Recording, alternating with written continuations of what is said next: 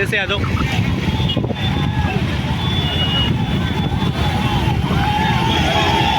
Side में हो जा, साइड में हो जा, साइड में हो जा। इधर पीछे आ रही हो।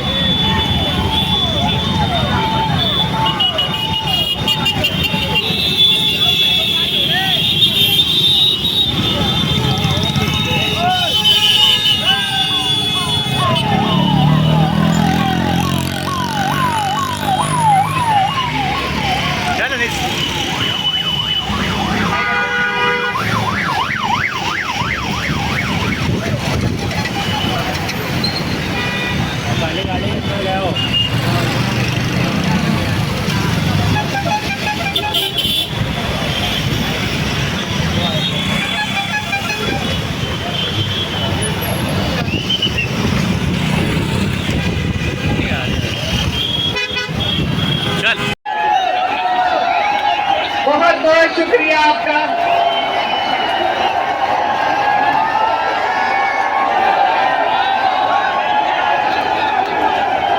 आज बारिश है, 2 मिनट का वक्त चाहिए आपसे बस।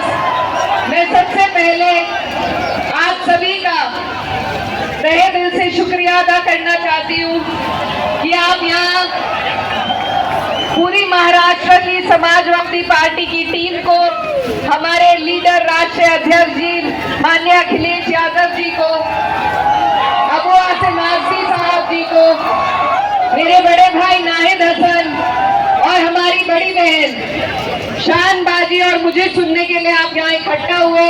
मैं दिल की गहराइयों से नीचे, ये जो चुनाव है ये बहुत अहम चुनाव है।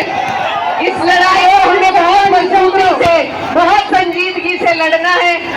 मैं ज्यादा वक्त नहीं लेते हुए बस ये कहना चाहती हूँ कि मेरी जो बड़ी बहन है, आप ही जैसे भाइयों ने, बड़े बुजुर्गों ने मुझे आशीर्वाद और प्यार दिया था और मैं आपकी बहन जीत कर आई थी।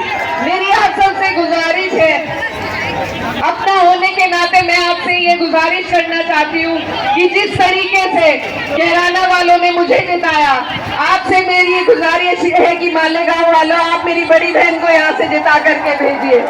हम सब मिलकर आपके लिए लड़ाई लड़ेंगे, आपके लिए इसी तरीके से कंधे से कंधा मिलाकर, चाहे बारिश हो तूफान हो, आपकी लड़ाई लड़ने का काम करेंगे। और अंत में सिर्फ ये कहना चाहती हूँ कि ये चुनाव सिर्फ चुनाव नहीं है, ये हमारे उसूलों की लड़ाई है और उसूलों पर बात आए तो टकराना जरूरी है, जिंदा हो तो जिंदा नजर आना जरूरी है। बहुत बहुत शुक्रिया। बेटा वो बच्चे नीचे उतर जाए टावर के ऊपर से, टावर के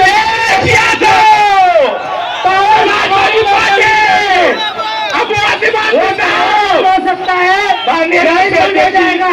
टावर के ऊपर से आप पहले नीचे उतरेंगे, फिर उसके बाद अखिलेश यादव साहब तकरीर करेंगे। पहले उतरो नीचे। मैं सबसे पहले तो यहाँ पर रैली में हमारे आए हुए सभी बुजुर्ग नौजवानों का मैं बहुत बहुत धन्यवाद और आभार प्रकट करना चाहता हूँ। इतना आंधी तूफान आने के बाद भी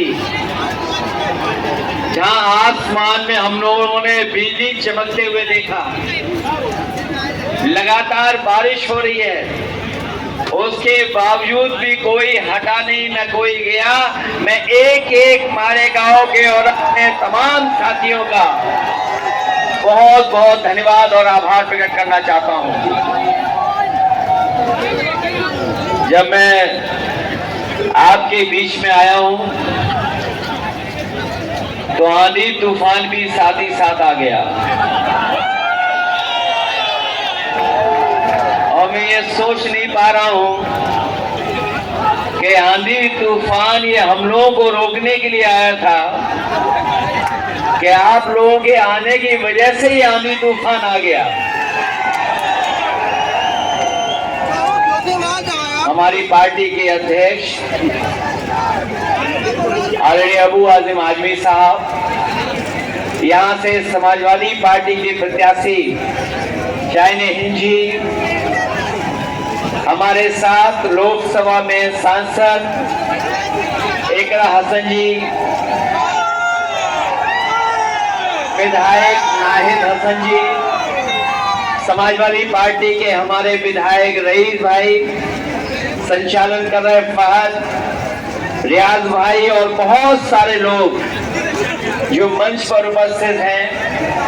मैं किसी का नाम नहीं ले पा रहा हूं। हमारे सभी समाजवादी साथी, इस चुनावी जनसभा में आए हुए सभी हमारे आदरणीय बुजुर्ग, नौजवान साथी और पत्रकार बंधुओं, आज जब चुनाव का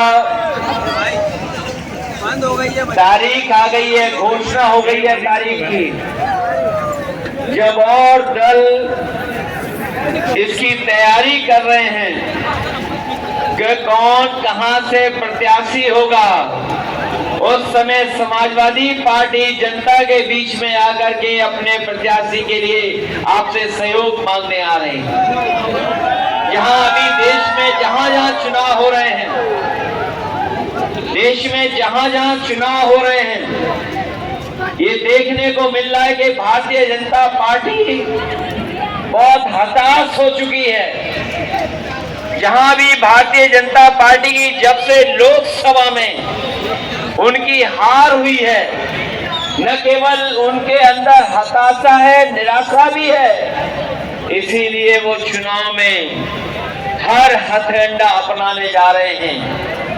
हमने देखा कि हरियाणा का जो चुनाव पूरा का पूरा भारतीय जनता पार्टी के खिलाफ था, हारने वाली भारतीय जनता पार्टी हरियाणा जीत गई।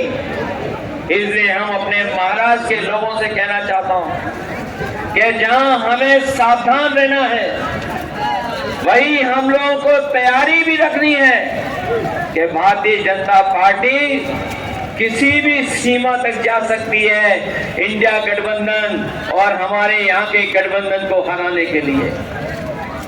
जहां तक गठबंधन की बात है, मुझे खुशी है इस बात की कि इंडिया गठबंधन ने भारतीय जनता पार्टी का मुकाबला किया और भारतीय जनता पार्टी को पीछे करने का काम किया। जो 400 पार का नारा दे रहे थे, वो बहुमत की सरकार नहीं बना पाए, उन्हें दूसरे दलों का सहारा लेना पड़ा। यहाँ पर जो सरकार चल रही है, महाराष्ट्र में जो सरकार चल रही है, महायुति की सरकार, ये कोई सरकार जनता की चुनी हुई सरकार नहीं है। महायुति सरकार जो भारतीय जनता पार्टी की चल रही है, उसको हथिया करके चलाने का काम कर रहे हैं सरकार। ये जनता की चुनी हुई नहीं सरकार है, ये हथियाई हुई सरकार है। और जब से महायुति सरकार बनी है, इसने जनता को महादुखी करने का काम किया है। न केवल महादुखी किया है, बल्कि सरकार में महाभ्रष्टाचार भी बढ़ा है। जो भारतीय जनता पार्टी के सहयोग से सरकार चल रही है, मैं आपको भरोसा दिला सकता हूं, महाराष्ट्र के लोग इनको हरा दो, महायुति हारेगी, यहाँ पर इनका गठबंधन हारेगा और चलने वाली दिल्ली की सरकार भी चलेगी नहीं, वो सरकार भी गिर जाएगी, वो चलने वाली नहीं है। इसलिए जहां देश का, महाराष्ट्र का ऐतिहासिक चुनाव होने जा रहा है, ये महाराष्ट्र वो है जो लोगों को नौकरी देता था, लोगों को रोजगार देता था। आज महाराष्ट्र से ही कारखाने, उद्योग छीने जा रहे हैं और यहाँ भी बेरोजगारी, नौकरी के लिए भटक रहे हैं लोग। और जो कारोबार, उद्योग चल भी रहा था, वो आज चल नहीं पा रहा है, बंद हो रहा है। मैं जानता हूँ यहाँ बहुत सारे हमारे बुनकर भाई हैं, गरीब हैं, मजदूर हैं, जिनकी अगर मदद हुई होती तो आज जो लोग इतना दूर चल करके आए, इनके घर परिवार में खुशहाली आ जाती। लेकिन इन्होंने बुनकरों को बर्बाद करने का काम किया है। मैं अपने तमाम बुनकर भाइयों को कहना चाहता हूं, जब भी समाजवादी लोग सरकार में आएंगे, दिल्ली में तो आवाज उठाएंगे ही उठाएंगे, लेकिन महाराष्ट्र में जब ताकत मिल जाएगी तो विधानसभा में अबू आसिम आजमी और आपके विधायक आपके लिए लड़ करके आपको न्याय के साथ साथ आपके घर परिवार में खुशहाली लाने का